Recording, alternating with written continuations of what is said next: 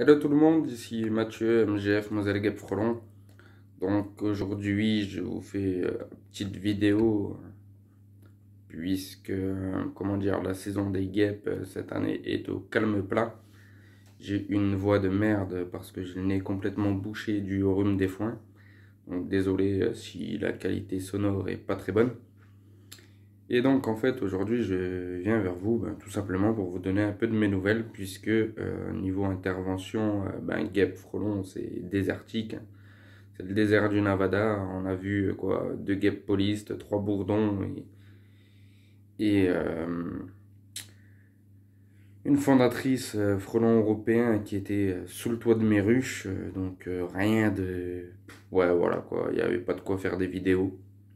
Ouais, c'est vraiment désertique. Par contre, cette année, niveau chenille processionnaire, on est débordé.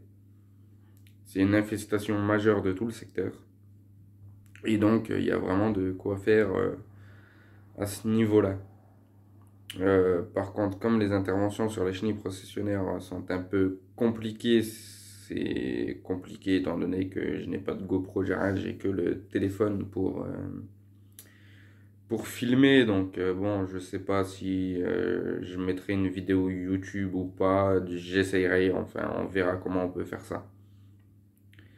Puisque chaque intervention est très différente. Si c'est de la pulvérisation de Bacillus thuringiis, si on fait du retrait de cocon, si on fait de l'aspiration, voilà, il y a plusieurs méthodes, il y a plusieurs solutions, ça devient très compliqué.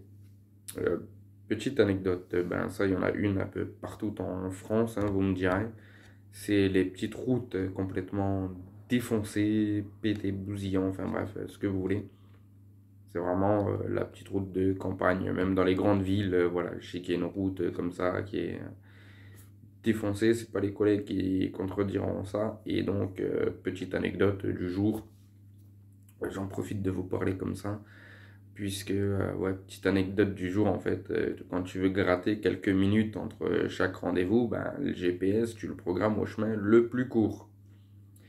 Et un truc qui m'a un petit peu surpris, c'est j'ai reçu un appel suite à cette histoire. Donc en fait, quand tu mets le GPS avec le chemin le plus court, forcément il va te faire passer des routes que t'imaginais même pas, des petits trucs en race campagne, des routes à moitié dans la forêt, des trucs, enfin bref quoi. Je t'épargne les détails, enfin quand t'as un bon gros 4x4, tu sais que tu vas passer à l'aise, quand t'es en camionnette, tu sais que tu vas passer avec un peu plus de mal, mais comme la garde au sol est plus haute, tu te dis ça peut le faire avec du mal, mais ça va le faire. Et par contre, quand tu es dans ta voiture tout à fait classique, j'ai envie de dire la voiture que tu pourrais avoir, et que tu sais que tu vas passer par un chemin comme ça, tu es là, tu te dis, eh merde, pourquoi j'ai pris le chemin là? Tu regardes ton GPS, tu dis, eh merde frère, t'avais pas une autre route. Parce que tu vas passer, parce que t'es discipliné, tu vas suivre le GPS et t'es là comme un con parce que tu connais pas d'autres chemins. Et donc, en fait, t'es là, tu vas serrer les fesses et prier pour que ton pare-choc, ton carter d'huile et ton pot d'échappement tiennent la route jusqu'au bout de ce chemin, quoi. À mon avis, tous les collègues qui font les nids de guêpes et les machins comme ça, oh merde, c'est le téléphone qui est tombé. Ouais, il n'y aura pas de coupage. Là, je suis en train de galérer pour faire tenir le truc. Ouais, voilà, tu vois, c'est la joie du direct, la joie de ne pas avoir de trépied, de machin. C'est que tu programmes le truc et tu vois que ça marche pas comme tu l'espérais. Enfin, bref, voilà, c'est une vidéo brute de coffrage. C'est C'est juste pour vous donner un peu de mes nouvelles, vous dire que tout va bien malgré le fait que la saison est au calme plat. Puisque là on est quoi? On est en juin, du moins fin juin, et il y a toujours que dalle dans mon secteur quoi. Mis à part les chenilles processionnaires qui me permettent de m'en sortir financièrement parlant en ce moment, quoi. Mais je veux dire, ouais, c'est le désert. Et pour en revenir à ma petite histoire de GPS qui te fait passer en mode rallye, voilà. Donc, ah putain. Et donc, voilà quoi, ouais, tu vois, je sais même plus où j'en étais. Donc, ouais, passer en mode rallye avec le truc.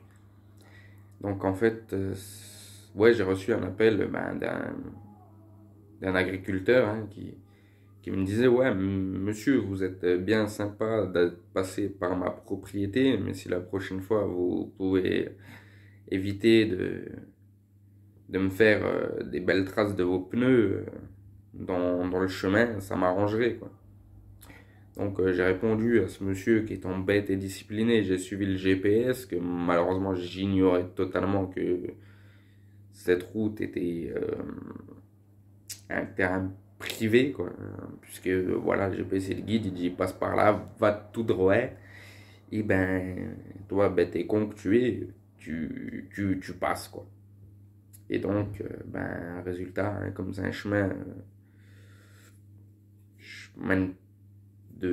pour les tracteurs, les machins, enfin bref, je sais pas trop ce qui fait passer par ce chemin-là, quoi. Donc, forcément, il y a un peu de boue et de conneries comme ça, ce qui fait que toi, tu passes, ben, ta bagnole, elle est dégueulasse. Tu pars de chez toi, elle était propre. T'arrives chez le client, elle est dégueulasse, style bagnole. T'as fait un rallye avec, championnat de WRC. Elle est pleine de boue. Le mec, il te dit, ouais, ben c'est bon, allez-y, garez-vous dans la cour. Comment te dire que quand toi, tu vois que c'est des pavés tout beaux, tout neufs, non, tu vas rester garé sur le trottoir. Et là, le mec, il dit, ouais, allez-y, vous pouvez vous garer là. Et tu lui fais, non, je préfère pas quand je vois l'état dans lequel est la bagnole, j'ai pas tout envie de vous saloper là. Du coup, le mec il tourne la tête, il regarde la voiture, il fait ah oui, quand même. Ah, ah oui. Et bah ouais, monsieur, elle est pleine de boue. Enfin bref, c'est. Ouais, voilà quoi. Bon, ben voilà, comme je sais que j'ai reçu. Bon, décidément, ce truc là, faut que je change de méthode parce que je sens que je vais en faire vomir plus d'un avec le téléphone qui se couche là. Euh, Ouais, faudra que je trouve un truc mieux que ça pour le faire tenir. Donc je sais que j'ai reçu l'appel de certains me demandant comment j'allais, ce que je faisais, si ma saison avait bien démarré ou quoi. Donc voilà, je viens tout simplement vous poster cette petite vidéo en vous disant que tout va bien, que les activités sont pas les plus... comment dire? On a connu une meilleure saison l'année dernière niveau guêpe, niveau frelon quoi. Cette année c'est plus une saison niveau chenille. Par contre, attention à vous, hein, la chenille processionnaire, hein, c'est une bien belle saloperie. Alors, je sais que ça sert à l'écosystème, tout ça, pour ce qu'on va appeler les verts, les écologistes purs et durs. Hein.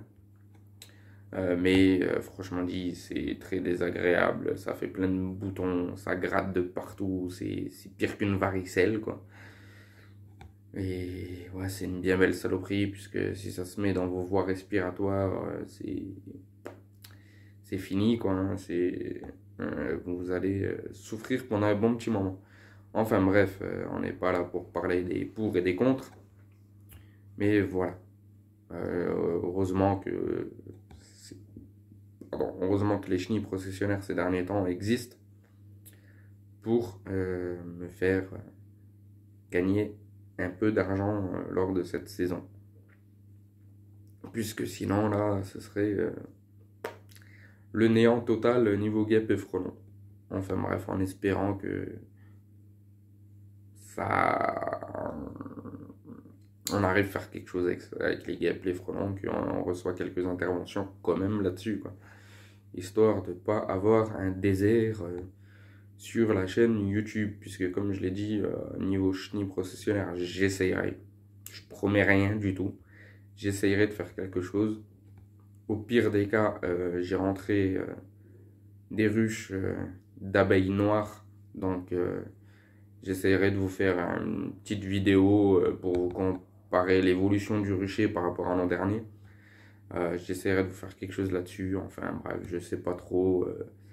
Si vous avez des idées, des machins, des trucs, dites-le moi en commentaire, sachant que le frelon asiatique n'est toujours pas présent dans ma partie de la Moselle, et d'un côté, tant mieux pour nos abeilles, et d'un autre côté, bon, ben, ça arrange pas financièrement parlant. Enfin bref, ça arrange tout le monde puisqu'il n'est pas présent, donc ça nous épargne un grand danger. Donc voilà, moi je vous dis bye bye, à la prochaine, bonne continuation à tous, allez, ciao les amis!